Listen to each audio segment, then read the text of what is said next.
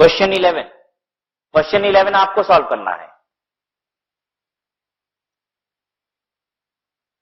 Question 11, on 1st April 2017 an entity acquired a building for ₹95,000 including 5,000 non-refundable purchase taxes। अप्रैल 1, 2017 को entity ने building acquire किया 95,000 का, जिसके अंदर 5,000 रुपए का नॉन रिफंडेबल परचेज टैक्सेस है। The purchase agreement provided for payment including payment of the purchase taxes to be made in full on 31 March 2018। ये पूरा 95,000 आपको साल भर बाद पे करना है। Legal fee of 2,000 were incurred in acquiring the building and paid on 1st April 2017। कह रहा है लीगल फीस भी आपको पे करनी पड़ी थी एक्विजिशन से रिलेटेड, और वो आपने परचेज की डेट को ही यानी 1 अप्रैल 2017 को पे कर दिया। बाकी का 95,000 रुपए कब पे करना है? साल भर बाद। The building is occupied by the entities administrative staff and appropriate discount rate is 10% per year. कह रहा है बिल्डिंग यूज हो रहा है एडमिनिस्ट्रेटिव स्टाफ के लिए, ठीक है, मतलब ऑफिस चलती है इसमें। Appropriate discount rate 10% per year. At what value entity should measure the initial cost of the building? कितने पे initial cost of the building measure की जाएगी? मतलब बुक्स ऑफ अकाउंट में बिल्डिंग अकाउंट डेबिट कितना किया जाएगा?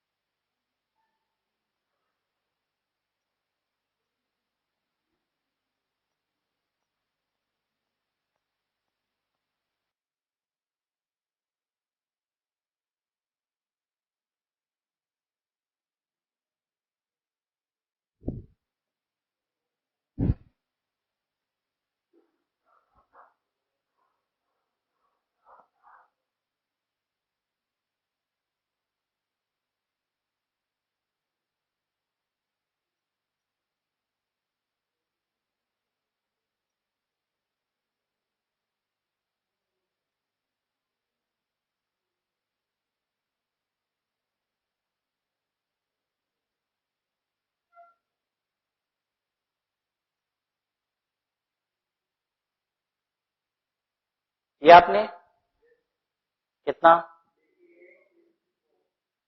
चलिए देखिए, दिस इज क्वेश्चन नंबर 11।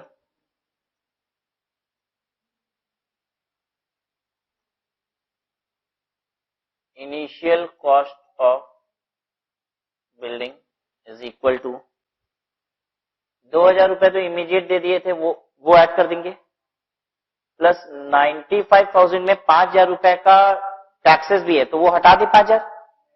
नहीं, नॉन रिकवरेबल टैक्सेस हैं, जोड़े रहेंगे। 95,000 इंटू एक साल का प्रेजेंट वैल्यू फैक्टर लगा देंगे, ठीक है, इंटू 100 अपॉन 110,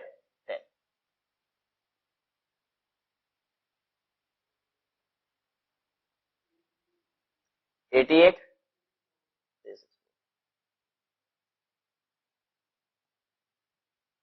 देखिए कितने बच्चों ने ऐसा किया,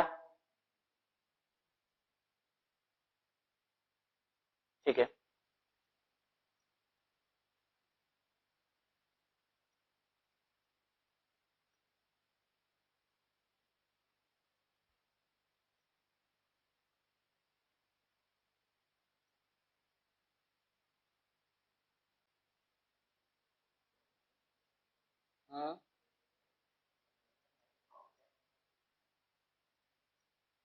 इनका कहना है सर इनका कहना है सर 5,000 रुपया तो टैक्स है, तो टैक्स पे इंटरेस्ट क्यों जोड़े, अच्छा नहीं लग रहा है। 90,000 पे टैक्स जोड़ लेते, 5,000 अलग से जोड़ देते। आपको एक बात बताते हैं, जब मेरी एसेट 70,000 रुपए की रहती है तो टैक्स कुछ और होता है, और जब हम एसेट 75,000 रुपए की बेचते हैं तो टैक्स कुछ और हो जाता है। आ रही है बात समझ में? वो एसेट महंगा बिका गया है इसलिए तो टैक्स भी ज्यादा आ रहा है 5,000। अगर वो एसेट कम का बेचा गया होता तो टैक्स 5,000 रुपया नहीं आता, ठीक है। 5,000 किस पे कैलकुलेट किया गया? एसेट की प्राइस पे। एसेट की प्राइस बढ़ाई गई है कि नहीं बढ़ाई गई है? बढ़ाई गई है। आ रही बात समझ में? ऐसा थोड़ी ना है कि 5,000 रुपए का ही टैक्सेस लगता है, चाहे कितने का भी एसेट बेच दो। 2,000 का बेचो तो भी 5,000 का टैक्स लगेगा, 2 लाख का बेचो तो भी 5,000 का लगेगा। क्लियर है बात?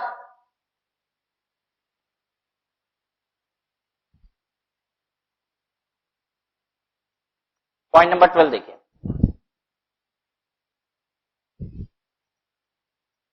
one or more item of property, plant and equipment may be acquired in exchange for a non-monetary asset or assets. Machine लिए, बिल्डिंग दिए, अब ऐसा केस आ गया है, एक्सचेंज ऑफ एसेट, ठीक है।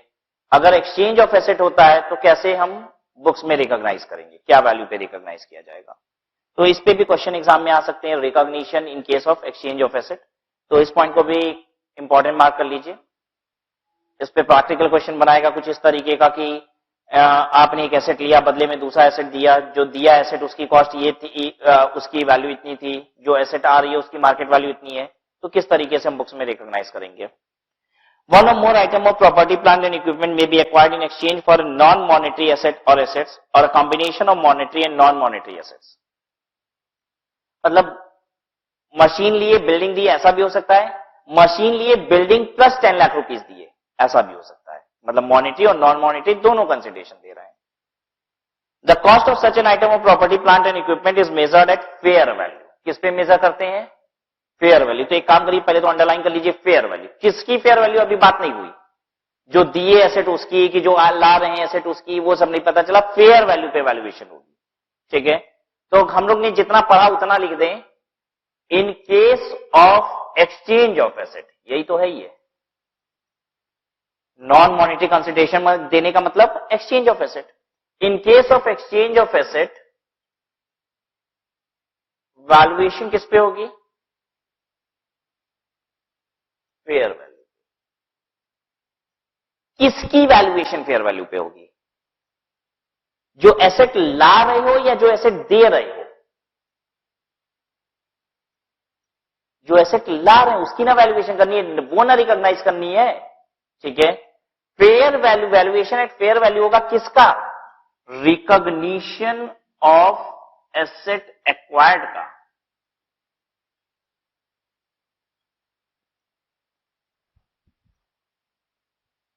फिर से रिपीट करें अपनी बात, machine taken, building given. Machine taken है, बिल्डिंग गिवन है, एक्सचेंज ऑफ एसेट हो गया। किसकी वैल्यूएशन करने की बात हो रही है, मशीन की कि बिल्डिंग की, मशीन की जो एसेट आई है उसकी रिकॉग्निशन, ठीक है। जो मशीन आई है इसके रिकॉग्निशन की बात कर रहे हैं, किस पे रिकॉग्निशन की जाएगी, फेयर वैल्यू पे। किसके फेयर वैल्यू पे, मशीन के फेयर वैल्यू पे कि बिल्डिंग के फेयर वैल्यू पे, ये नहीं पता है अभी। वैल्यूएशन होगी फेयर वैल्यू पे, किसकी वैल्यूएशन होगी, मशीन। आई बात समझ में अभी तक। फेयर वैल्यू किसका होगा ये अभी हमने बात नहीं की आपसे। हमने कहा आपसे कि मेरे पास आई मशीन, बदले में दिया बिल्डिंग, ठीक है। मशीन जो आई वो 5 लाख की है, जो बिल्डिंग दिया वो 6 लाख रुपए की है। तो मशीन जो आई है उसकी वैल्यूएशन होगी फेयर वैल्यू पे। फेयर वैल्यू कौन सी पकड़नी है, 5 लाख की 6 लाख, अभी ये बात नहीं कहेंगे आप। क्लियर, फेयर वैल्यू पे अनलेस, अब क्या बोल रहा है, फेयर वैल्यू पे नहीं होगी। अनलेस का मतलब फेयर वैल्यू पे नहीं होगी। तो पहले आप समझ लें कि फेयर वैल्यू पे कब नहीं होगी, और फिर जब समझ जाएंगे कि फेयर वैल्यू पे होगी तो कौन सी फेयर वैल्यू होगी ये समझेंगे। देखिए बहुत ध्यान से पढ़ना है, नहीं तो सब गड़बड़ हो जाएगा, ठीक है। एक्सचेंज ऑफ एसेट के केस में वैल्यूएशन करनी है किसकी, जो एसेट आ रही है, वैल्यूएशन करनी है, रिकॉग्निशन करनी है किसकी, जो एसेट आ रही है। किस पे करनी है, कभी कभी फेयर वैल्यू पे, कभी कभी नहीं फेयर वैल्यू पे, ठीक है। तो यहां पे लिखा हुआ है is measured at fair value unless, यानी जो पॉइंट ए और बी है वहां पे फेयर वैल्यू पे वैल्यूएशन नहीं होगी। तो आप उनसे ऐसे कहेंगे कभी कभी फेयर वैल्यू पे, कभी कभी फेयर वैल्यू पे नहीं। और जब फेयर वैल्यू पे होगी तो हमको फिर बताना पड़ेगा कि फेयर वैल्यू किसका, जाने वाली एसेट का कि आने वाली एसेट, ठीक है। तो पहले अभी हम ये नहीं चर्चा कर रहे हैं कि फेयर वैल्यू पे जब वैल्यूएशन होती है तो कैसे होती है। अभी हम सीख रहे हैं कि फेयर वैल्यू पे करनी भी है कि नहीं करनी है, ठीक है। तो अनलेस वाली बात पे ध्यान दीजिए। Unless the exchange transaction lakhs commercial substance, exchange में कोई भी कॉमर्शियल सब्सटेंस है ही नहीं।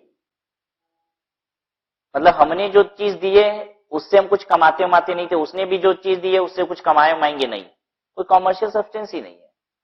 अरे तो बेसिकली एसेट तो वही होती है ना जिससे फ्यूचर इकोनॉमिक बेनिफिट आए, ठीक है। हम दिए उसको, लोग खेल लेना, बच्चों को खिला देना खिलौना, उसने भी कहा एक बार खिलौना दे दिया, कहा बच्चे को खिला देना। व्हाट आई मीन टू से कि जो एक्सचेंज हो रहा है उसका कोई कॉमर्शियल सब्सटेंस है ही नहीं, ठीक है। तो फिर फेयर वैल्यू की जंग नहीं है, यहां पे कोई लड़ाई ही नहीं है, छोड़ दीजिए, कुछ करना ही नहीं है। दूसरी बात, the fair value of neither the asset receive not the asset given up is reliably measurable. न तो एसेट जो दे रहा है उसकी फेयर वैल्यू रिलायबली मेजर कर सकते हैं और ना ही जो आ रही है उसकी मेजर कर सकते हैं, तो भी फेयर वैल्यू की जंग खत्म। फिर से बताइए जरा सा कि फेयर वैल्यू, जब एसेट का एक्सचेंज होता है तो फेयर वैल्यू भी कंसिडर करने की जरूरत नहीं पड़ेगी। कब? जब कोई कॉमर्शियल सब्सटेंस ही नहीं है जो एक्सचेंज हो रहा है उन एसेट्स का, और या फिर ना तो जो एसेट आ रही है ना जो एसेट जा रही है, दोनों में से किसी का फेयर वैल्यू नहीं बन सकता।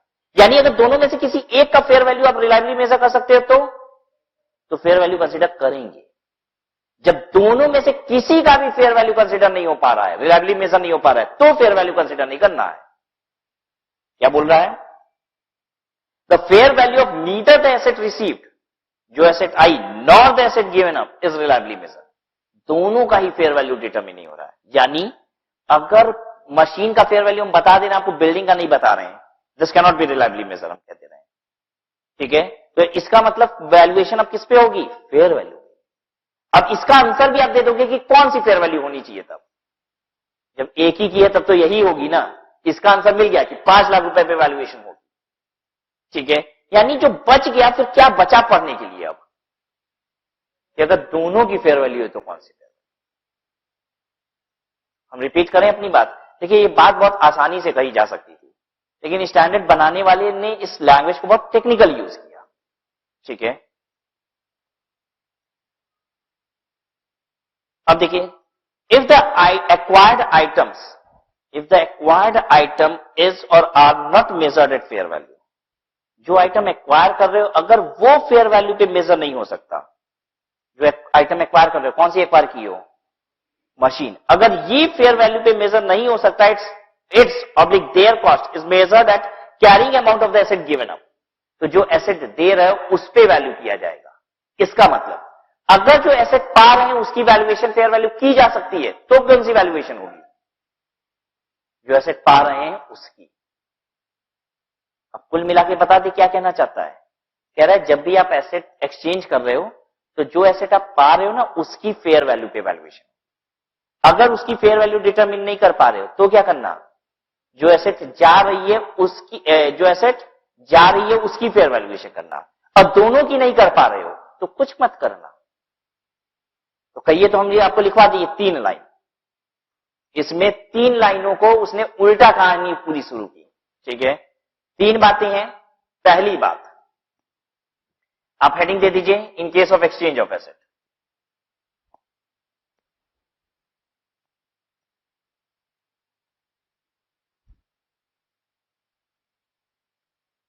प्रायोरिटी 1, मतलब प्रायोरिटी 1 सबसे पहले क्या चीज वैल्यूएशन करेंगे, अगर ये नहीं कर पाए तब प्रायोरिटी 2 पे आइएगा, ठीक है। In case of exchange of asset, valued at fair value of asset acquired, fair value of asset acquired करिए, ठीक है। जा रही है बिल्डिंग 6 लाख की, आ रही है मशीन 5 लाख रुपए की, तो 5 लाख वैल्यूएशन होती है, ठीक है। दूसरा, अगर ये काम नहीं कर पाए, जो एसेट आ रही है उसका हम रिलायबली मेजर नहीं कर पा रहे हैं फेयर वैल्यू, ठीक है। ये और नहीं है, इफ प्रायोरिटी 1 फेल्स, प्रायोरिटी लिखे हैं, ऑप्शन नहीं लिखे हैं, ठीक है ना। तो समझते हैं प्रायोरिटी 1 का मतलब यही करना है, नहीं हो पाएगा तब दूसरे पे आइए। Valued at fair value of asset given,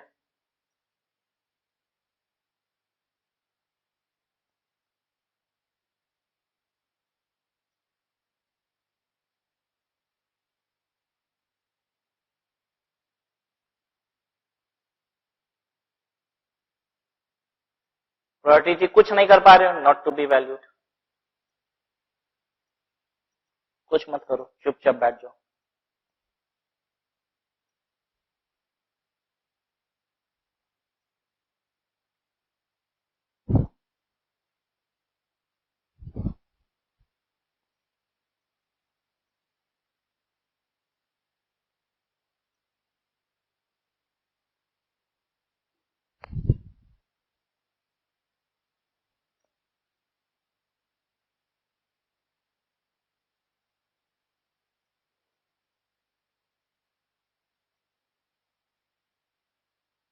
अच्छा, जब भी ये काम करते हैं तो नई वाली एसेट, जो एसेट आती है उसकी रिकॉग्निशन हो गई, और जो एसेट जा रही है उसको डी रिकॉग्नाइज करना होगा। डी रिकॉग्नाइज कैसे होगा? डी रिकॉग्नाइज कैसे होगा? उस एसेट को बुक से हटा देना होगा, राइट ऑफ कर देंगे, खत्म कर देंगे। ठीक है, नई वाली एसेट आएगी और पुरानी वाली एसेट हमारी चली जाएगी। जो डिफरेंशियल होगा वो पीएल से एडजस्ट हो जाएगा। जैसे मान लीजिए एक्स आइटम आ रहा है, तो एक्स एसेट को हम डेबिट करेंगे, वाई एसेट जा रहा है तो वाई एसेट को हम क्रेडिट करेंगे। इसी को कहा जाता है डी रिकॉग्नाइज करना। जो भी डिफरेंशियल है डेबिट या क्रेडिट में, वो कहां चला जाएगा? पीएल में। तो हम वी कैन राइट कि पीएल यहां पे भी बैलेंसिंग फिगर हो सकता है और पीएल यहां पे भी बैलेंसिंग फिगर हो सकता है। क्लियर है सबको?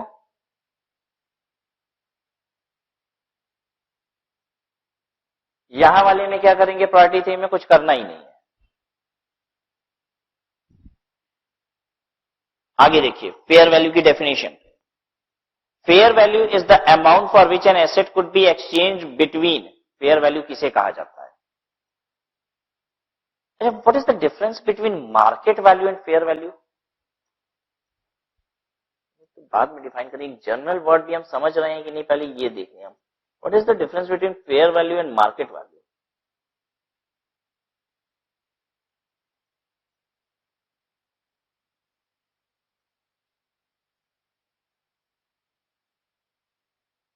हम बिल्डिंग 5 करोड़ रुपए की बेच रहे हैं, तो ये 5 करोड़ रुपए फेयर वैल्यू ऑफ बिल्डिंग है या मार्केट वैल्यू ऑफ बिल्डिंग है? 5 करोड़ रुपए में बेच रहे हैं building, is it fair value, market value? This is fair value. And what is market value?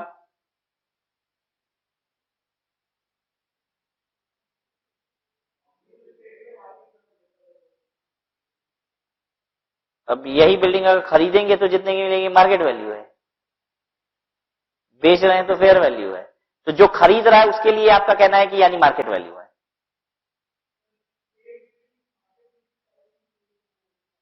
हाँ, तो इसका मतलब यही हुआ कि जो हमसे खरीद रहा है वो मार्केट वैल्यू बोलेगा और जो बेच रहे हैं वो फेयर वैल्यू बोलेंगे।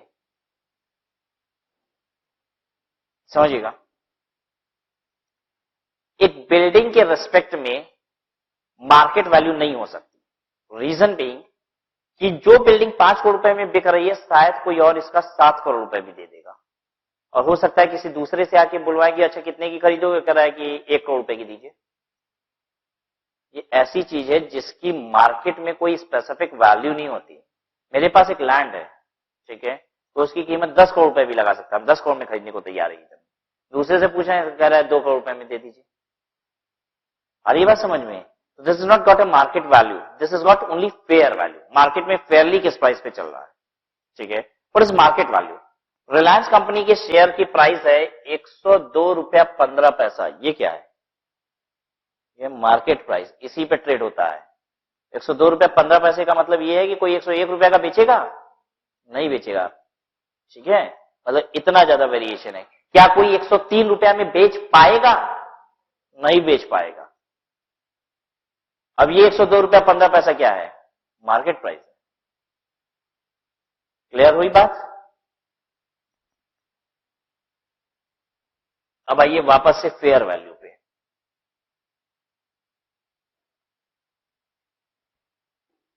हम बिल्डिंग 5 करोड़ रुपए की बेच रहे हैं, ठीक है। तो आपने कहा कि ये क्या होती है? मार्केट वैल्यू नहीं होती है, क्या होती है? फेयर वैल्यू, ठीक है। ये बिल्डिंग 5 करोड़ रुपए की हम बेच रहे हैं, क्यों? क्योंकि मेरा दिमाग खराब हो चुका है। एक्चुअली हम पागल घोषित किए जा चुके हैं, ठीक है। डॉक्टर ने बोला है कि आपका दिमाग काम नहीं करता है, इसलिए 5 करोड़ रुपए का बेच रहे हैं। हमको मालूम नहीं है, वैसे ये 50 करोड़ रुपए की बिकती, हमको मालूम ही नहीं है कुछ, ठीक है। 4 साल से पागल हो चुके हैं। उसके तो 4 साल पहले से जब पागल हुए तो मेरी मेमोरी कुछ लॉस हो गई है। पता है कौन सी मेमोरी लॉस हो गई है? पिछले 10 सालों की मेमोरी लॉस हो गई है। तो उस समय जितनी भी बातें हुई है वो हमें कुछ याद नहीं, उसके पहले की बातें याद हैं। तो उसके पहले की जो बात याद है उसमें याद है कि 4.5 करोड़ की एक डील कर रहे थे, ठीक है, जो मटलाइज नहीं हुई थी, तो 5 को बोलना शुरू कर दिए हैं। बात समझ में आ रही है कुछ? तो हम जानना ये चाहते हैं कि बिल्डिंग 5 करोड़ रुपए में बेच रहे हैं, क्या इसे फेयर वैल्यू कहा जाएगा? नहीं। दूसरी बात, पहला हमने बताया कि अगर हम इंटेलिजेंट नहीं है, ठीक है, हम नॉलेजेबल नहीं है, तो भी जो प्राइस में हम सेल कर रहे हैं that is not fair value. दूसरी बात, ये 5 करोड़ रुपए में हम बिल्डिंग किसको बेच रहे हैं? अपने किसी रिश्तेदार को बेच रहे हैं, ठीक है, ससुर जी दामाद जी को बेच रहे हैं, ठीक है। बिल्डिंग है 50 करोड़ रुपए की, दामाद जी ने बोला कि देख लीजिए 5 करोड़ रुपए दे देंगे, नहीं तो फिर बाकी भी आप समझ लीजिएगा। अब 5 करोड़ रुपए में दामाद जी जो खरीद रहे हैं ये बिल्डिंग, क्या इसको अब फेयर वैल्यू बोला जाएगा? नहीं, ठीक है। तो अब डेफिनेशन देखिए, अब क्लियर हो जाएगी बात कि फेयर वैल्यू क्या होती है। Fair value is the amount for which an asset could be exchange between knowledgeable willing parties in arms length transaction. Knowledgeable का मतलब समझ गए? खरीदने और बेचने वाले जानकार हैं, ठीक है। हमको पता ही नहीं है बिल्डिंग कितने की, 5 करोड़ रुपए में बेच के निकल रहे हैं, ठीक है, ये भी हो सकता है। तो कह रहा है ये फिर फेयर प्राइस नहीं होती है, ये फेयर वैल्यू नहीं होती है। नॉलेजेबल होना चाहिए। दूसरी बात, विलिंग पार्टीज, इसका मतलब क्या है? दूसरा वाला अनविलिंग था खरीदने के लिए, हम जबरदस्ती उसको किए खरीद लो ना, खरीद लो ना, खरीद लो ना, ठीक है। तो उसने कहा ठीक है 5 करोड़ रुपए में दोगे? तो हमने कहा ठीक है ले लो। वो अनविलिंग था, उसने 5 करोड़ रुपए में खरीद लिया। विलिंग होता तो 5 करोड़ रुपए में थोड़ी ना बिकता, बहुत अधिक में बिकता। हम जबरदस्ती किए हुए थे खरीद लो खरीद लो, इसलिए उसने खरीद लिया 5 करोड़ रुपए। तो कह रहा है ये भी फेयर वैल्यू की डेफिनेशन में नहीं आता, ठीक है। तो फेयर वैल्यू क्या होता है? Amount for which asset could be exchange between knowledgeable willing parties in arms length transaction. Arms length transaction का मतलब होता है without any influence. Arms length का मतलब होता है जो होना चाहिए genuine price, without any influence. तो हमने इसके लिए एक एग्जांपल लिया था ससुर जी और दामाद जी वाला, ठीक है। क्या दोनों नॉलेजेबल थे? दोनों नॉलेजेबल थे, हाँ। दामाद जी को भी पता है कि 50 करोड़ की प्रॉपर्टी है, ससुर जी को भी पता है कि 50 करोड़ की प्रॉपर्टी है, दोनों नॉलेजेबल है। दूसरी बात, क्या दोनों विलिंग हैं? हाँ, दामाद जी चाह रहे हैं कि मिल जाए, ससुर जी भी चाह रहे हैं कि ले ले दामाद जी, ठीक है। लेकिन ट्रांजैक्शन आर्म्स लेंथ ट्रांजैक्शन नहीं है, ठीक है, इन्फ्लुएंस है। क्लियर है? तो इसे भी फेयर वैल्यू नहीं कहा जाता। चलिए आगे देखिए, point number 30। The carrying amount of an item of property, plant and equipment may be reduced by government grant in accordance with AS12 accounting for government grant. देखिए कोई भी प्रॉपर्टी प्लांट इक्विपमेंट खरीदोगे और गवर्नमेंट से grant मिला है तो AS12 में लिखा गया है कि वो गवर्नमेंट ग्रांट का अमाउंट रिड्यूस कर दिया जाता है कॉस्ट ऑफ एसेट से, वो कर दिया जाएगा। मतलब जैसे 10 लाख की मशीन खरीदे, गवर्नमेंट ने 3 लाख रुपए का ग्रांट दिया उसके लिए, तो मशीन की कॉस्ट कितनी दिखाई जाएगी? 7 लाख रुपए। Measurement after recognition.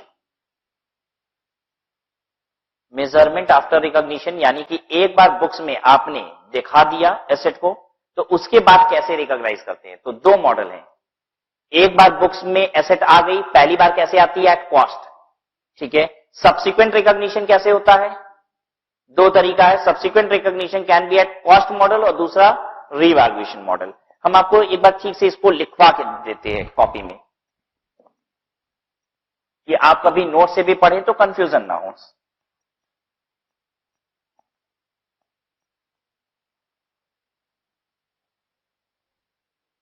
Measurement after recognition का मतलब होता है subsequent recognition. Measurement after recognition का मतलब है मेजरमेंट आफ्टर इनिशियल रिकॉग्निशन, मतलब सब्सिक्वेंट रिकॉग्निशन, ठीक है। इनिशियल रिकॉग्निशन और फिर मेजरमेंट आफ्टर इनिशियल रिकॉग्निशन, इसका मतलब होता है कैरिंग अमाउंट, मतलब बैलेंस शीट में क्या वैल्यू चलेगी। पहली बार कितने में दिखाया जाएगा इस इनिशियल रिकॉग्निशन, बाद में बैलेंस शीट में कितने पे चलेगा, उसी को कहा जाता है मेजरमेंट आफ्टर इनिशियल रिकॉग्निशन,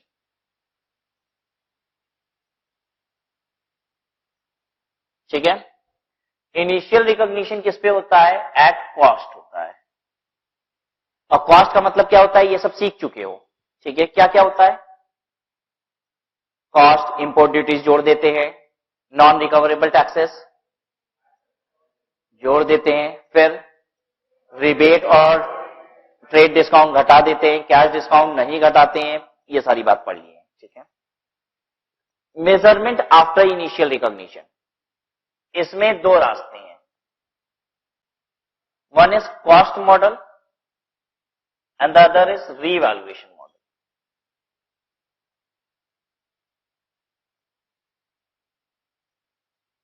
ठीक है, अगर आप कॉस्ट मॉडल पे कैरिंग अमाउंट बनाते हो तो इसका मतलब क्या होता है? इसका मतलब होता है cost minus measurement after initial recognition के कॉस्ट मॉडल का मतलब कॉस्ट नहीं होता, कॉस्ट मॉडल का मतलब होता है cost minus accumulated depreciation minus accumulated impairment.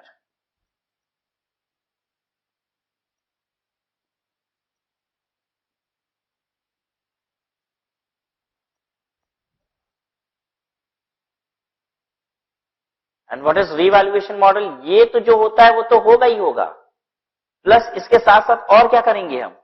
Revaluation.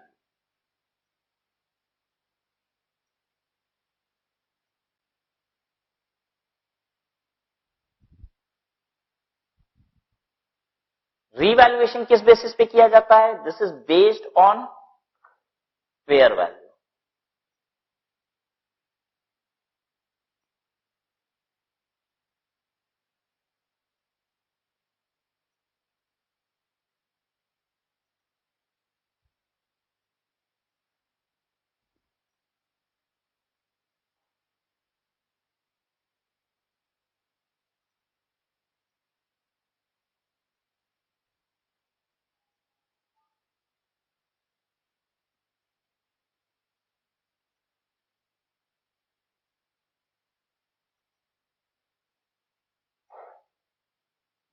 चलिए देखिए, एक बात बताइए, इंपेयरमेंट लॉस हमेशा घटता है, ये जरूरी है क्या? हाँ नहीं। इंपेयरमेंट लॉस कब कहा जाता है? जब रिकवरेबल अमाउंट क्या हो जाए? रिकवरेबल अमाउंट कम हो जाए। किससे? बुक वैल्यू से। मतलब कॉस्टलेस डेप्रीशिएशन जितना है ये आपकी बुक वैल्यू चलती है, ठीक है, ये आपके रिकवरेबल अमाउंट से क्या हो गया? कम हो गया, तो हम उसे इंपेयर कर देते हैं, ठीक है। हम कहते हैं रिकवरेबल अमाउंट तो 4 लाख रुपया, बुक्स में 5 लाख रुपया चल रहा है, तो 5 लाख नहीं चलेगा, अब कितना चलेगा? 4 ही चलेगा। और इस डिफरेंशियल को ही 1 लाख को क्या कहते हैं हम?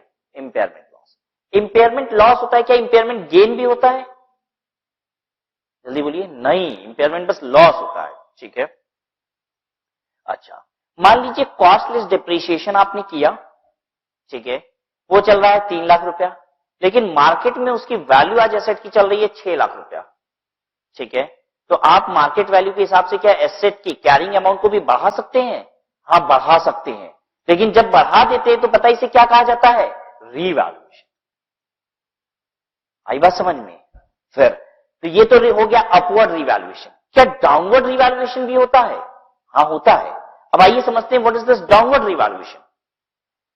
एसेट की बुक्स में वैल्यू चल रही है 4 लाख रुपया, ठीक है, लेकिन उसके रिकवरेबल अमाउंट की बात करें, what is recoverable amount?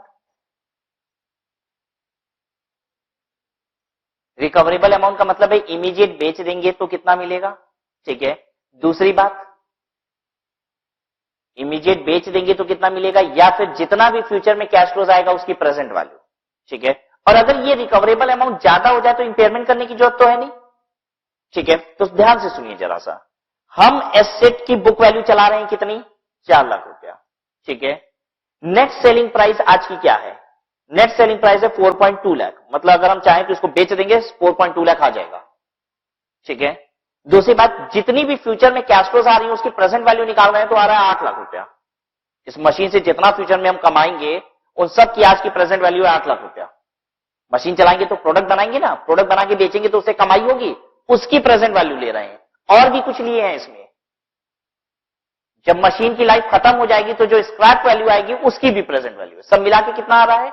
8 lakh रुपया। इसको क्या बोलते हैं? Value in use. अब देखिए, वैल्यू इन यूज और नेट सेलिंग प्राइस सब कुछ अधिक ही है, ठीक है, यानी रिकवरेबल अमाउंट इसका क्या है? ज्यादा है। तो इंपेयरमेंट करने की जरूरत है नहीं, ठीक है। पता है, लेकिन इसकी फेयर मार्केट वैल्यू, इसकी फेयर मार्केट वैल्यू कितनी चल रही है? 3.8 लाख।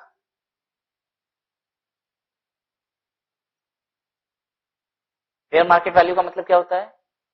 ये मशीन अगर जिस हालात में है, ऐसी मशीन 3.8 लाख में मिल जाएगी हमको। क्या ये पॉसिबल है? हम कह रहे हैं कि बिकेगी कितने की? 4.2 लाख की, और मिल जाएगी 3.8 लाख की। पॉसिबल है? हाँ, हम चाहेंगे तो निकाल तो लेंगे 4.2 लाख में, क्योंकि मेरे पास एक बायर है ऐसा जो 4.2 लाख दे देगा। लेकिन मेरे पास एक सप्लायर है जो हमको कितने में दे देगा? 3.8 लाख में, ठीक है। तो ध्यान दीजिएगा, इंपेयरमेंट तो नहीं होगा, इसका रीवैल्यूएशन हो सकता है। कौन सा रीवैल्यूएशन होगा? डाउन, ठीक है। अगर यही इसकी फेयर मार्केट वैल्यू कितनी होती? 4.8 लाख रुपया, तो हम क्या कर सकते थे? अपवर्ड रीवैल्यूएशन, ठीक है। तो आई होप क्लियर है आपको what is this revaluation model. तो एक तो आपका कॉस्ट मॉडल चलता है जिसमें आप cost less depreciation less impairment करते हैं, और दूसरा आप साथ ही साथ क्या कर सकते हैं? उसे रीवैल्यूएशन, ठीक है।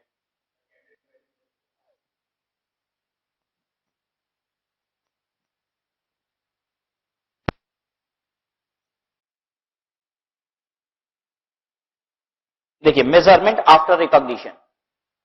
Point 1, an enterprise should choose either the cost model in point 2 लिख दीजिए, पॉइंट 2, पैराग्राफ की जगह पॉइंट 2 कर दीजिए। Enterprise should choose either the cost model in point 2 or the revaluation model in point 3 below.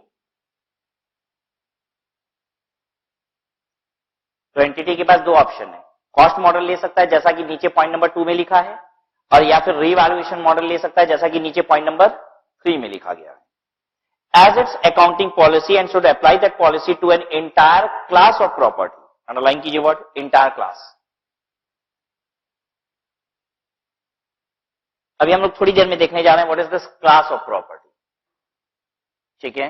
जब भी आप रिवैल्यूएशन करेंगे तो आप सिंगल एसेट पे रिवैल्यू नहीं कर सकते, उस पूरे क्लास पे करना पड़ेगा, ठीक है।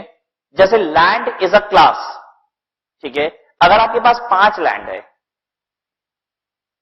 ठीक है, आप चाह रहे हो कि 2 की रिवैल्यूएशन कर देते हैं, 3 को छोड़ देते हैं, चल सकता है? नहीं, पूरे क्लास ऑफ एसेट को रिवैल्यू करना पड़ेगा, यानी 5 लैंड को करना पड़ेगा। आई बात समझ में सबको? Cost model.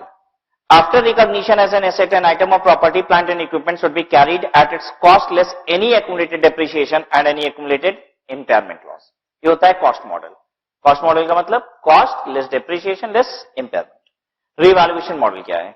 After recognition as an asset, an item of property, plant and equipment whose fair value can be measured reliably should be carried at a revalued amount. जिसकी फेयर वैल्यू रिलायबली मेजर हो सकती है। अगर आपके पास एक ऐसी asset है जिसकी हर लेवल पे आप फेयर वैल्यू डिटरमिन नहीं कर सकते हो, तो छोड़ दो रिवैल्यूएशन, आप कैसे काम करिए? कॉस्ट मॉडल पे, ठीक है। रिवैल्यूएशन करना क्या जरूरी है? चलिए एक सिंपल सा question, whether revaluation is mandatory? No, revaluation is not mandatory. You have the option to go either for cost model और रिवैल्यूएशन मॉडल, ठीक है। Whether impairment is mandatory? Yes, आप चाहे कुछ भी करिए, आपको इंपेयरमेंट तो करना ही करना है, ठीक है। Whether depreciation is mandatory? Whether depreciation is mandatory? Yes, that is mandatory. Impairment is mandatory का मतलब जब इंपेयरमेंट है तब करेंगे ही करेंगे, ठीक है। हाँ, इंपेयरमेंट है ही नहीं तो नहीं करेंगे। भाई रिकवरेबल अमाउंट अगर पहले से ही ज्यादा है तो नहीं करेंगे, लेकिन अगर कम है तो करना पड़ेगा इंपेयरमेंट, ठीक है। हाँ, अब बात यह आती है कि फेयर मार्केट वैल्यू अगर ज्यादा है तो क्या आपको रिवैल्यूएशन करना जरूरी है? नहीं, कोई जरूरी नहीं है, ठीक है। रिवैल्यूएशन मॉडल या कॉस्ट मॉडल ये अप्लाई करना आपके ऊपर है। आप चाहें तो क्या हमेशा कॉस्ट मॉडल पे रख सकते हैं अपने एसेट्स को? हाँ, रख सकते हैं, ठीक है। आफ्टर रिकॉग्निशन, तो हमेशा याद रखिए, आप चाहें तो पॉइंट नंबर 2 और 3 के आगे कर्ली ब्रैकेट बना लीजिए और लिख दीजिए ऑप्शनल। दोनों में से कुछ भी ले सकते हैं आप।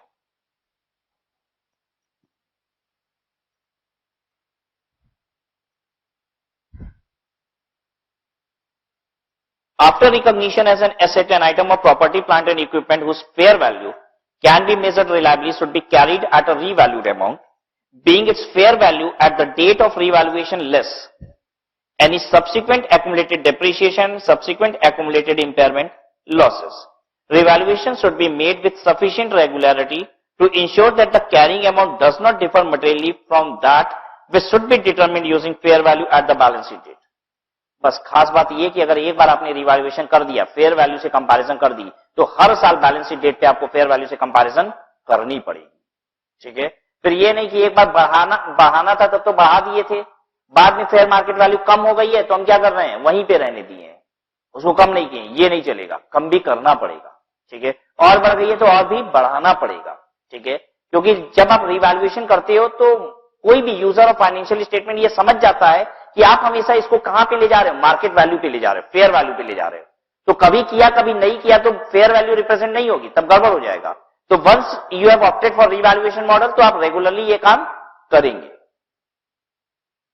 रेगुलरली का मतलब at balance sheet date only. ठीक है.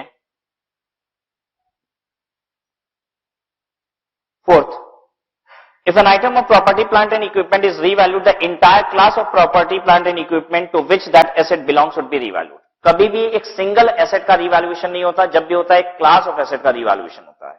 Class of property, plant and equipment is grouping of asset of a similar nature and use in operation of an enterprise. The following are examples of separate classes.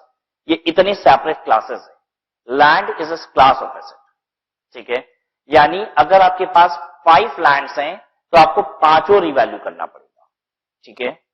B is land and building. What is land and building? Land है, उस पर constructed building भी है, तो उसे हम बोलते हैं लैंड एंड बिल्डिंग. ठीक है. एंड लैंड का मतलब सिर्फ क्या होता है, खाली जमीन जो होती है उसे लैंड कहते हैं. ठीक है. तो मान लीजिए, ऐसे समझिए,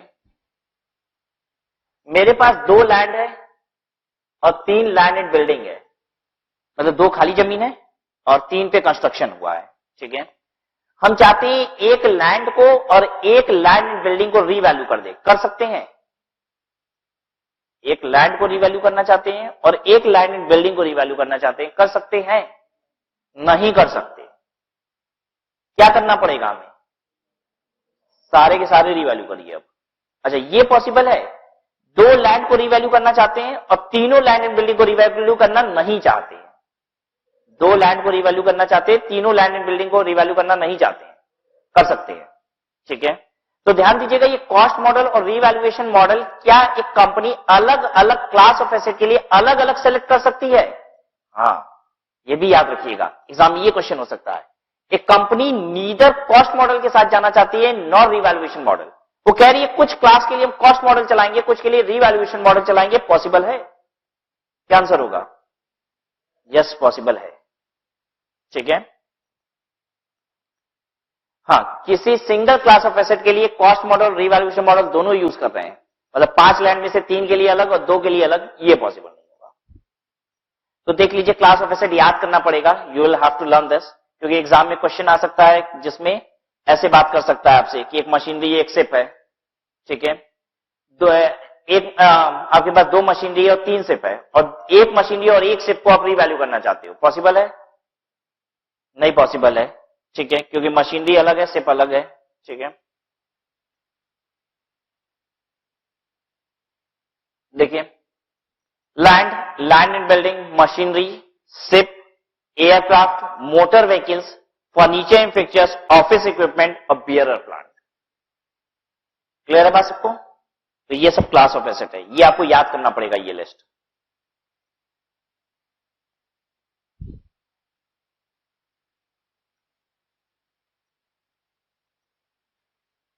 Point number 6. A decrease in the carrying amount of an asset arising on revaluation should be charged to the statement of profit and loss. There are decrease in the carrying amount of asset arising on revaluation. Decrease in the carrying amount क्यों होगा? Because of downward revaluation. Market value कम चल रही है. ठीक है.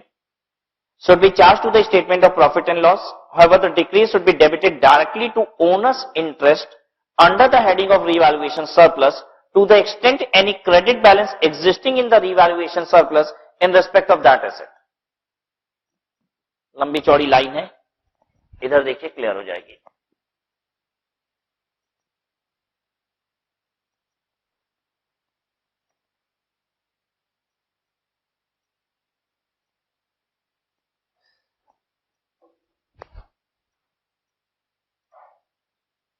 Point number 6,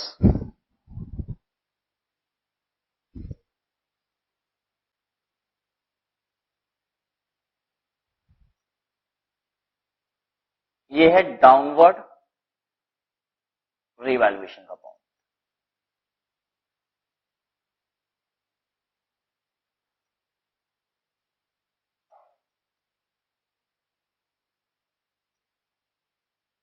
ये कब किया जाता है? When fair value is less than book value. हम सिंप्लीफाई कर रहे हैं पॉइंट नंबर 6 को, डाउनवर्ड रिवैल्यूएशन का पॉइंट, और ये करना कब है? जब फेयर वैल्यू बुक वैल्यू से कम है। क्या करेंगे? आप एंट्री करते हैं profit and loss debit to, हालांकि कंपनी के केस में प्रॉफिट एंड लॉस अकाउंट अब नहीं बोलते हैं, उसे बोलते हैं statement of profit and loss. ठीक है, तो हम लोग तो सभी एंटिटीज की बात कर रहे हैं, therefore I am writing it as PL account, and if it is the case of company you will write it as statement of profit and loss, and in short you can write it as SPL. ठीक है, profit and loss account debit to asset account. Okay, asset की value कम। ठीक है, लेकिन आपसे ये भी कह रहा है मान लीजिए जिस एसेट को आप डाउनवर्ड रीवैल्यू कर रहे थे, अगर इसी एसेट को कभी आपने अपवर्ड रीवैल्यू किया था, ध्यान दीजिएगा कोई भी रीवैल्यूएशन रिजर्व नहीं, अगर इसी एसेट को कभी आपने अपवर्ड किया था तो इसके इसी एसेट का रीवैल्यूएशन रिजर्व होगा। अगर इसी एसेट का रीवैल्यूएशन रिजर्व है तो वहां से काटिए, यानी एंट्री क्या करिए आप? Revaluation surplus debit to asset. ये कब करना है? When revaluation surplus of same asset appearing in balance. यही है पूरी कहानी।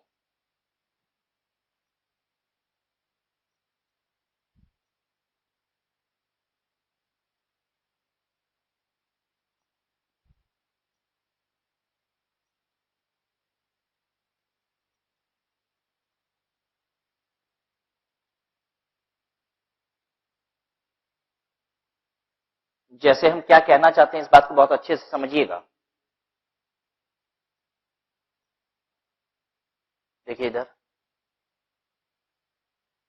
जैसे किसी और एसेट का ऑलरेडी आपके पास रिवैल्यूएशन सरप्लस है, मतलब बुक्स में दिख रहा है रिवैल्यूएशन सरप्लस, लेकिन वो किसी दूसरे एसेट के रिस्पेक्ट में है, तो डाउनवर्ड रिवैल्यूएशन हमको किसी डिफरेंट एसेट का करना है, तो फिर हम एंट्री कौन सी करेंगे? यही ऊपर वाली, PL debit to asset. Point number 7 देखिए, an increase in the carrying amount of an asset arising on revaluation should be credited directly to owner's interest. अच्छा, what is this owner's interest? Reserve and surplus और share capital कहां होता है? Share holders equity में, और share holders equity को ही क्या कहते हैं? Owners interest.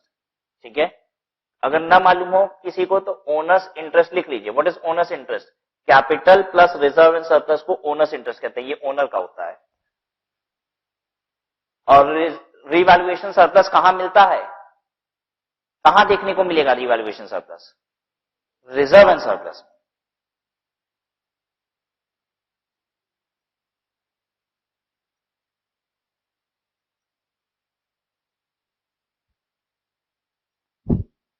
An increase in the carrying amount of an asset arising on revaluation should be credited directly to owner's interest under the heading of revaluation surplus. However, the increase should be recognized in the statement of profit and loss. Increase should be recognized in the statement of profit and loss to the extent that it reverses a revaluation decrease of the same asset previously recognized in the statement of profit and loss. क्या बोल रहा है? Point number 7 देखिए, इसको लिखिए upward revaluation.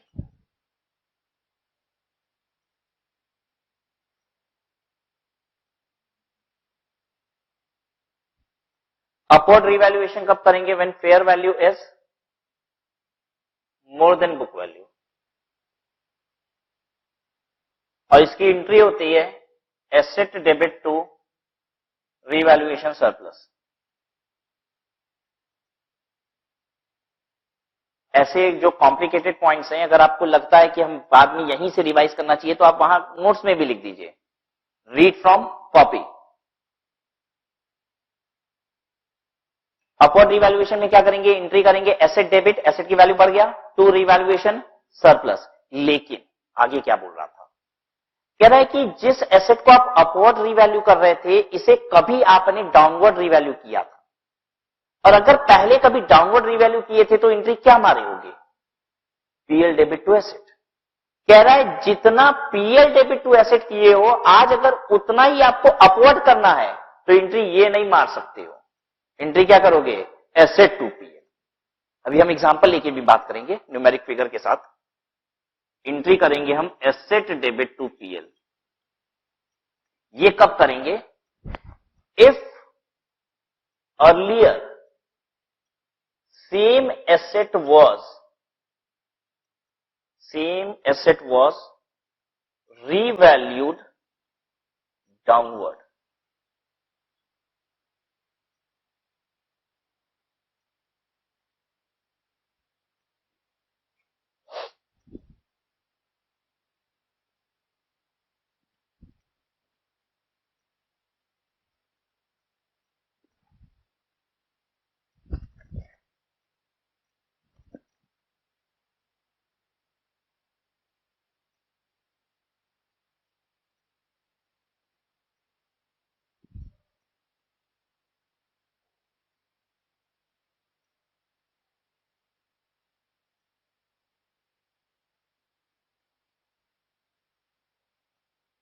देखिए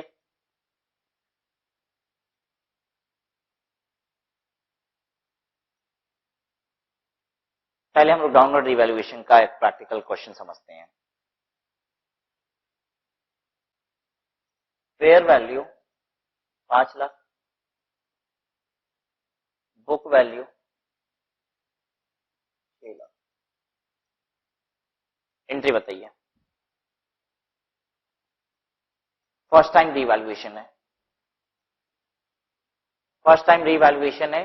fair value 5 lakh, book value 6 lakh. आज तक अभी फेयर वैल्यू में अंतर नहीं था, हम पहली बार रिवैल्यूएशन मॉडल वाला काम कर रहे हैं। एसेट अकाउंट डेबिट, देख लीजिए, PL debit, book value 6 lakh रुपया, हमको 5 लाख रुपया करना है, फेयर वैल्यू कम है, ठीक है, तो हमें क्या करना पड़ेगा, पीएल डेबिट टू एसेट, ठीक है। एसेट की वैल्यू कम हो गई 1 लाख रुपए से। अब दूसरी बात सुनिए, ये asset earlier it was revalued upward. आप चाहें तो एग्जांपल लिख सकते हैं, एग्जांपल नंबर 1 वो था, फेयर वैल्यू बुक वैल्यू इतना, एंट्री बताइए, ठीक है। तो एंट्री क्या हुई, पीएल डेबिट टू एसेट। अब एग्जांपल 2 बन रहा है,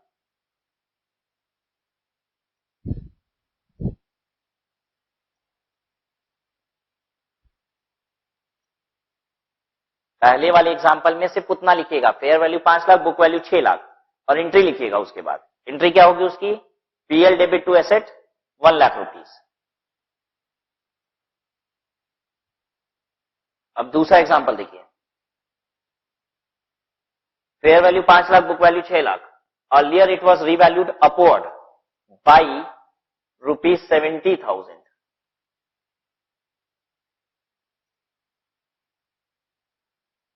ये पहले 70,000 रुपया एक बार अपवर्ड रिवैल्यू हुआ था, ठीक है। आज कितना डाउनवर्ड रिवैल्यू करना है, 1 लाख। एंट्री क्या होगी, बोलिए। एंट्री होगी रीवैल्यूएशन सरप्लस डेबिट कितना, 70,000। और बोलिए, पीएल डेबिट कितना, 30,000, टू एसेट कितना, 1 लाख। लिख लीजिए ये। अब 2 इसके लिए बनाएंगे एग्जांपल, नीचे वाले के लिए।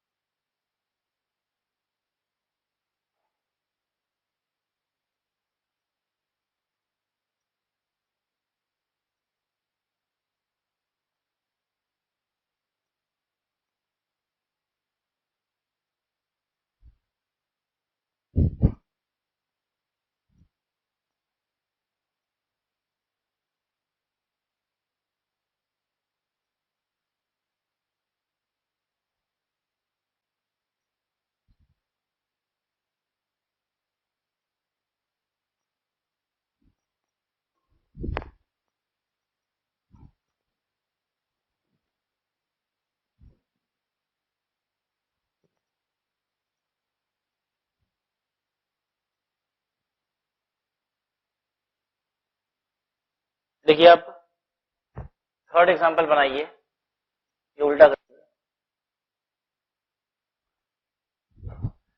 बुक वैल्यू फेयर वैल्यू, बस इतना ही लिखिएगा और कुछ नहीं। बुक वैल्यू इतना, फेयर वैल्यू इतना, 6 लाख।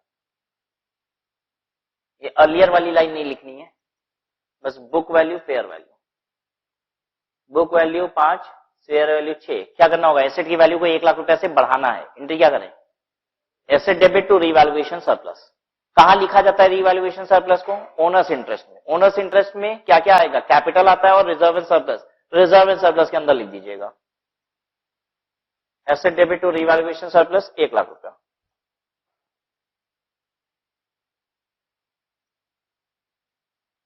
चौथा एग्जांपल लिखिए, उसमें फिर से लिखिए book value 5 lakh, fair value 6 lakh.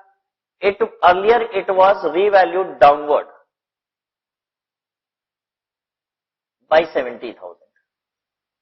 पहले कभी ये 70,000 रुपए से डाउनवर्ड रिवैल्यू भी हुआ था।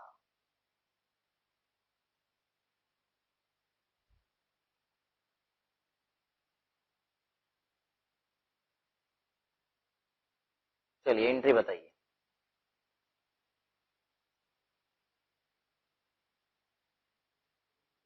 एसेट डेबिट कितना,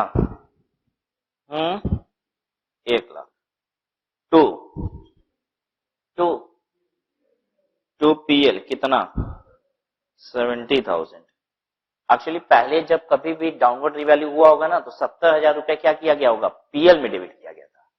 तो अब ये स्टैंडर्ड ये कह रहा है कि पहले जितना पीएल में कभी डेबिट किए थे वो वापस पीएल में क्रेडिट कर दो, और उसके बाद जितना एक्स्ट्रा रिवैल्यू अपॉर्ड कर रहे हो उसको कहां ले जाओ, रिवैल्यूएशन सरप्लस। तो 2 पीएल 70,000, 2 रिवैल्यूएशन सरप्लस 30,000।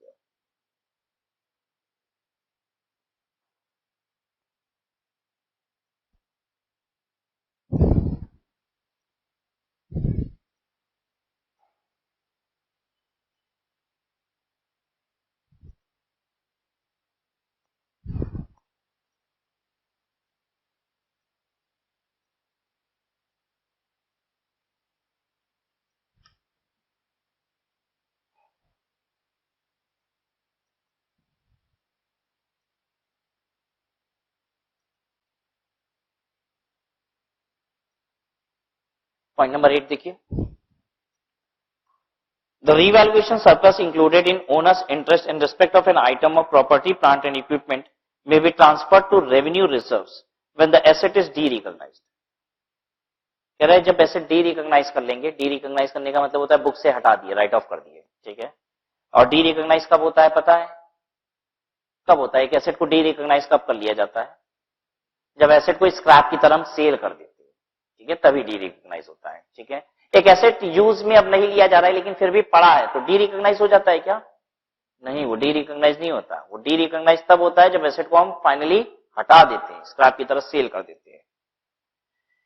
तो कह रहा है कि एसेट जब डी रिकॉग्नाइज हो जाए तो रीवैल्यूएशन सरप्लस का क्या करना है, revaluation included in the owners interest in respect of an item of property, plant and equipment may be transfer to revenue reserves. What is revenue reserves, PL account, ठीक है। When the asset is de-recognized, this may involve transferring the whole of the surplus when the asset is retired or disposed of। तो point number 8 है के लिए entry क्या होती है, revaluation surplus debit to PL. जब एसेट जाएगी तो उसका रीवैल्यूएशन सरप्लस उठ के पीएल में आ जाएगा। 10।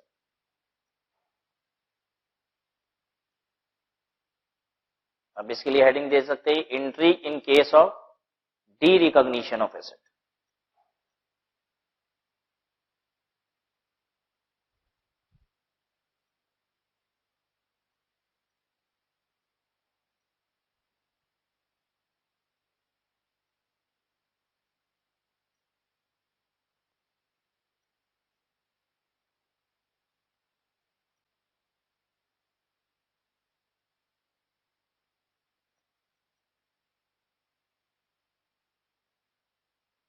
ठीक है, यहां तक।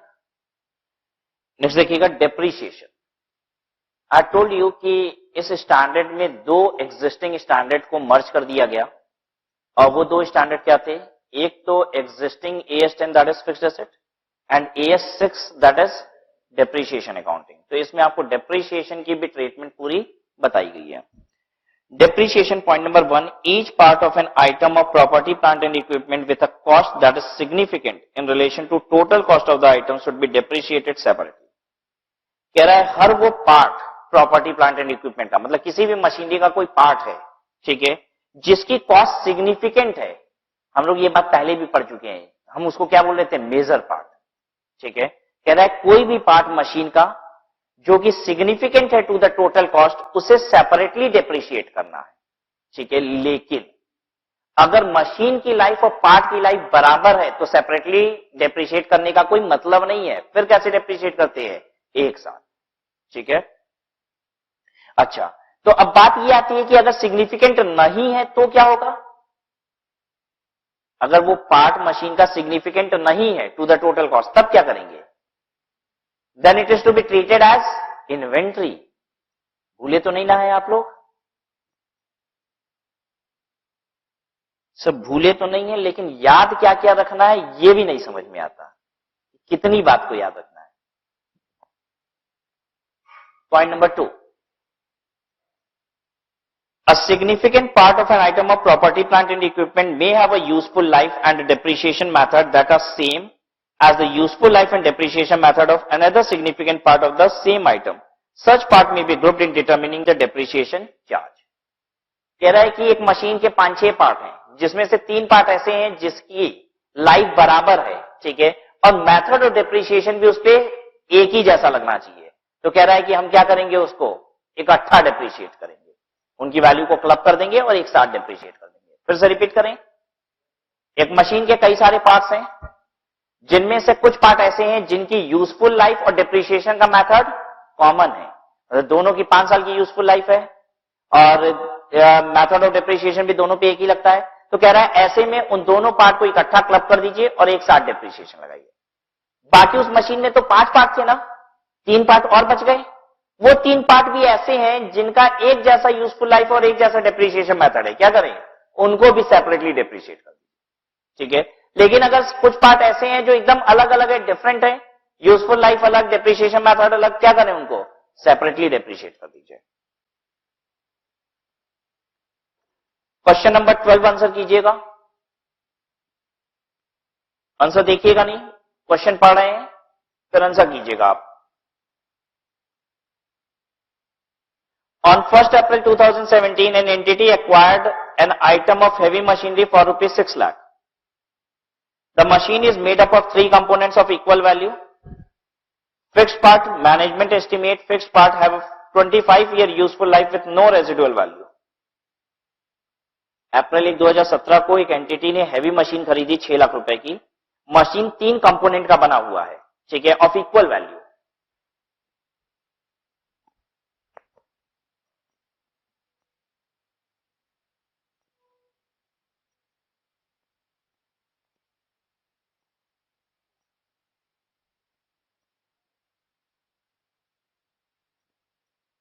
देखिए क्या बोल रहा है, एक मशीन है 6 लाख रुपए की, इसके 3 कंपोनेंट हैं, कंपोनेंट 1, कंपोनेंट 2 और component 3, and they are all of equal value. मतलब तीनों की वैल्यू कितनी है, 2 lakh each.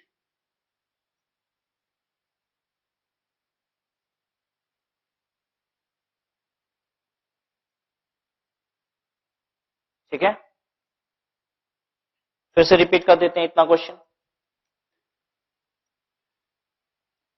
On April 1, 2017, an entity acquired an item of heavy machinery for rupees 6 lakh. The machine is made up of 3 components of equal value. पहला, fixed part, management estimate, fixed part have a 25-year useful life with no residual value. पहले वाले की 25 साल है useful life,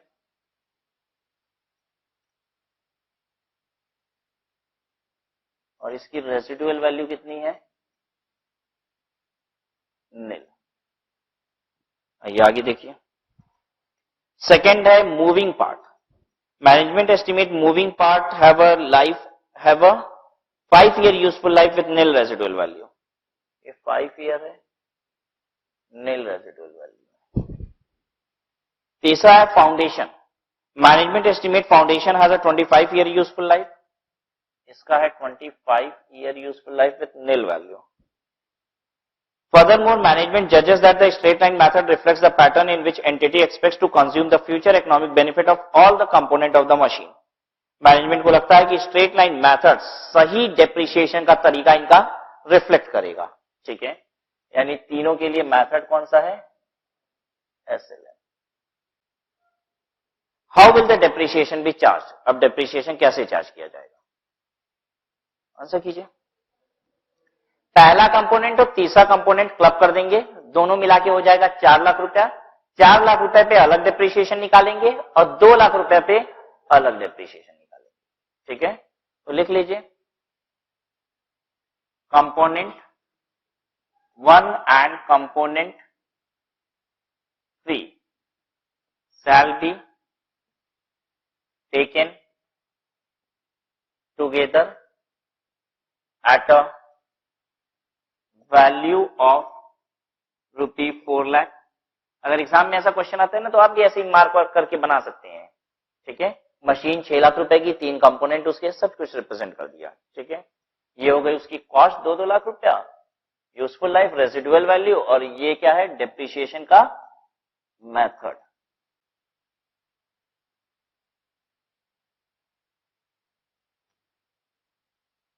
Component 1 and 3 shall be taken together at a value of 4 lakh and depreciated over useful life of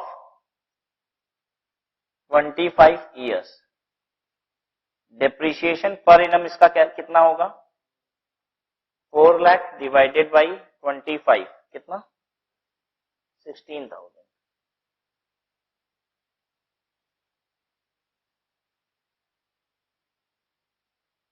Depreciation on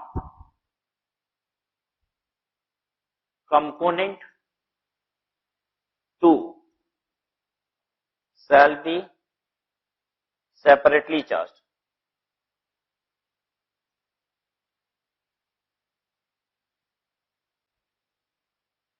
Depreciation on component 2 shall be separately charged.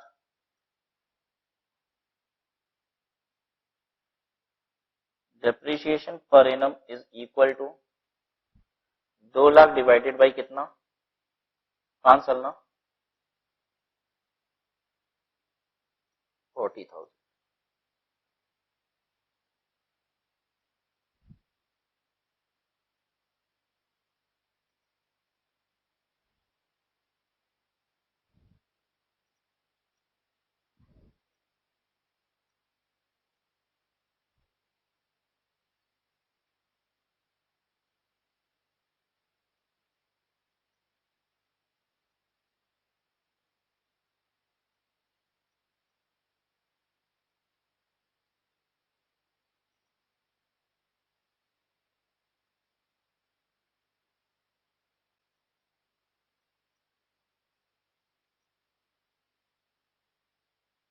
ये depreciation charge कहां होता है? PL में. ठीक है, third point पढ़िए. Look at third point. The depreciation for each period should be recognised in the statement of profit and loss unless it is included in carrying amount of another asset. ये कौन सी कहानी है? कह रहे depreciation charge हमेशा recognise होगा PL में. अगर वो किसी दूसरे एसेट की कैरिंग अमाउंट में रिकॉग्नाइज नहीं होता है तब. इसका मतलब ये हुआ कि डेप्रिसिएशन या तो पीएल में चार्ज होता है और या फिर क्या होता है? दूसरे एसेट की कैरिंग अमाउंट में चला जाता है. क्या ऐसा भी होता है क्या? एक्स नाम के एसेट पे 5,000 रुपए का डेप्रिसिएशन हुआ तो वाई नाम के एसेट में 5,000 रुपए ले जाके जोड़ दिए. यस, ऐसा ही होता है. देखिए,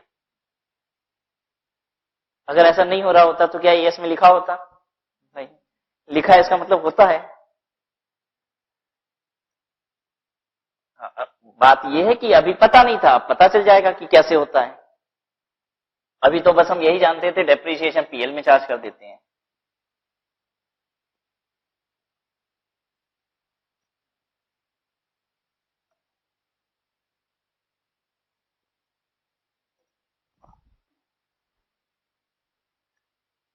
देखिए, डेप्रिसिएशन हमेशा पीएल में ही चार्ज होता है ऐसा नहीं है. Depreciation can be charge to PL,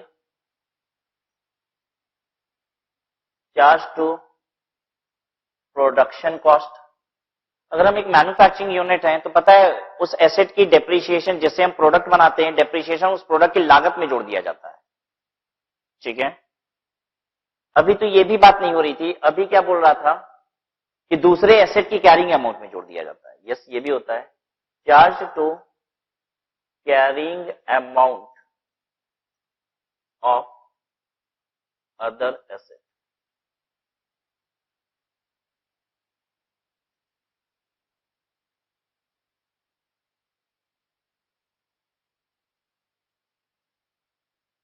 हालांकि ये दोनों बात एक ही है, ये दोनों बात एक ही है. जब एक मैन्युफैक्चरिंग यूनिट प्रोडक्ट बनाती है, जिस मशीन को यूज करती है, तो उसकी डेप्रिसिएशन कॉस्टिंग में, जब हम अकाउंट्स बनाते हैं, कॉस्ट शीट बनाते हैं, तो प्रोडक्शन में जोड़ देते हैं. ठीक है, और वही जब फाइनेंशियल अकाउंट्स बनाते हैं तो डेप्रिसिएशन एज एन एक्सपेंस लगाते हैं. ठीक है, अब ये क्या चीज है? एक्स एक मशीन है, ध्यान दीजिए इधर. मेरी मशीन है, मशीन एक्स 10 लाख रुपए की मशीन है, 10 इयर्स इसकी लाइफ है. ठीक है, डेप्रिसिएशन एक साल का कितना? डेप्रिसिएशन पर एनम 1 लाख रुपया. पहले साल इस मशीन से हमने पता है क्या यूज किया है, इसका मशीन वाई बनाया है. मशीन एक्स को यूज करके मशीन वाई बना रहे थे हम. ठीक है, मशीन वाई के लिए जो पार्ट्स वार्ट्स हैं वो सब बना रहे थे मशीन एक्स को यूज करके. तो इसका पूरा डेप्रिसिएशन कहां चार्ज होगा? इसका पूरा डेप्रिसिएशन आके मशीन वाई की कॉस्ट में जुड़ जाएगा. आई बात समझ में? अब यहां पे क्या बोल रहा था, इस लाइन का मतलब समझ में आ गया होगा. Depreciation charge for each period should be recognised in the statement of PL unless it is included in the carrying amount of another asset. अगर carrying amount of another asset में यूज नहीं हो रहा है तो पीएल में charge होगा. ठीक है, तो इसका मतलब यह है कि कोई दूसरी मशीन बनाने का इस्तेमाल होता है तो उस मशीन में जोड़ देते हैं, और अगर मशीन बनाने में इस्तेमाल नहीं हो रहा है, कुछ भी और काम कर रहे हैं, तो फिर क्या करेंगे हम? पीएल में चार्ज करेंगे. याद रहेगी ये बात सबको?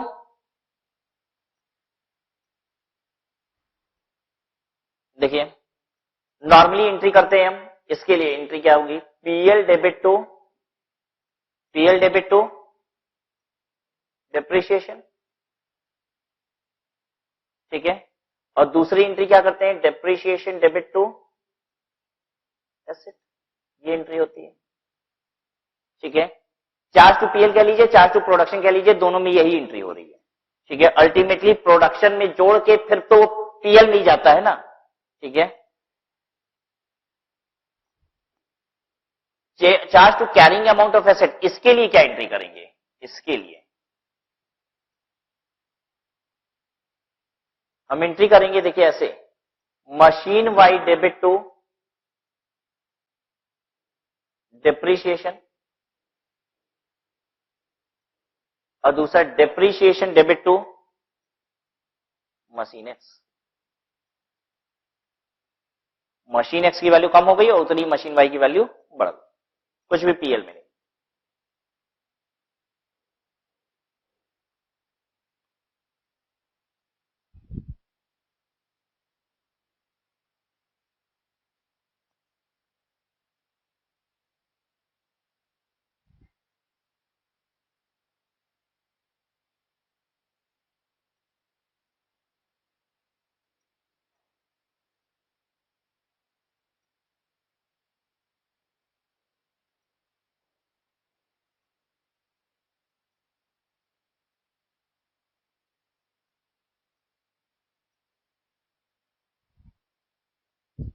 Look at question number 13.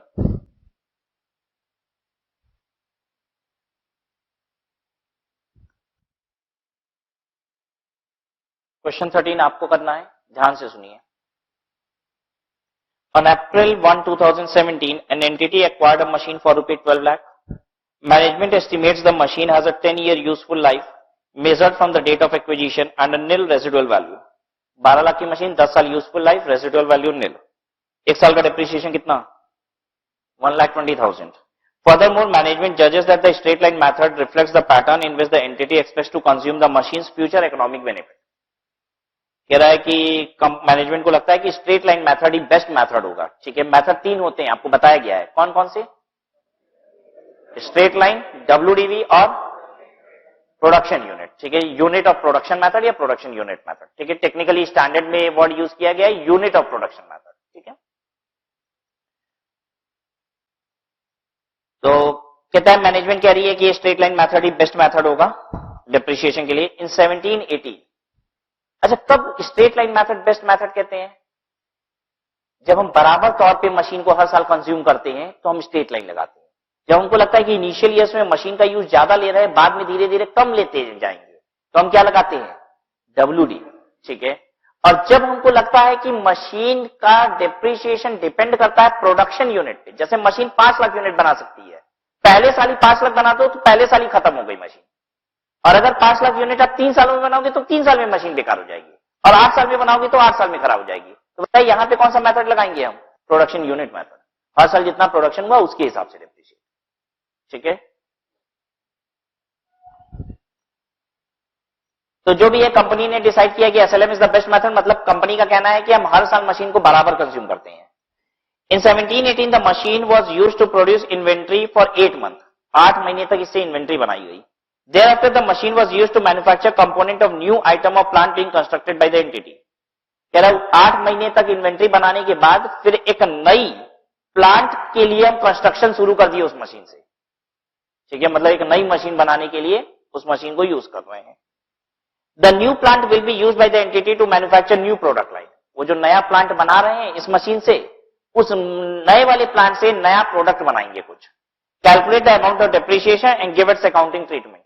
Depreciation कितना है ये बताइए, और क्या ट्रीटमेंट करेंगे ये भी बताइए।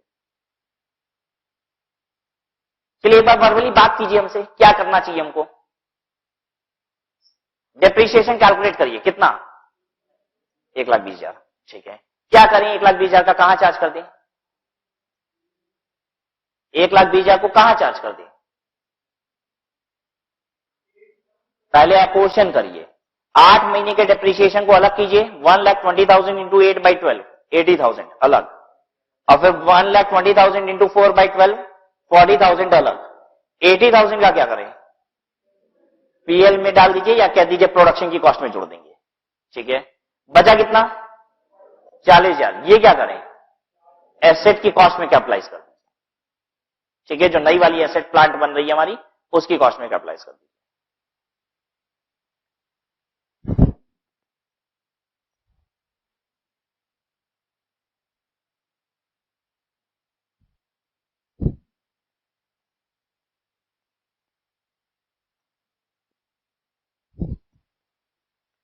Depreciation for the year's बताइए। 12 लाख है ना? 12 लाख divided by 10 is equal to 1,20,000। चलिए आगे बोलिए। In 1718 the entity must allocate इतना टू PL अकाउंट। इतना टू PL अकाउंट मतलब 80,000 टू PL अकाउंट होगा। कैसे निकला है ये? ऐसे कर लीजिए, 1,20,000 divided by 12 into 8 is equal to 80,000। ये PL में जाएगा। एंड इतना to cost of new plant undergoing construction. इतना वो करिए 1,20,000 divided by 12 into 4 is equal to 40।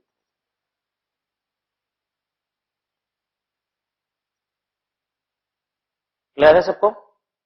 Balance हम लोग नेक्स्ट क्लास में करेंगे।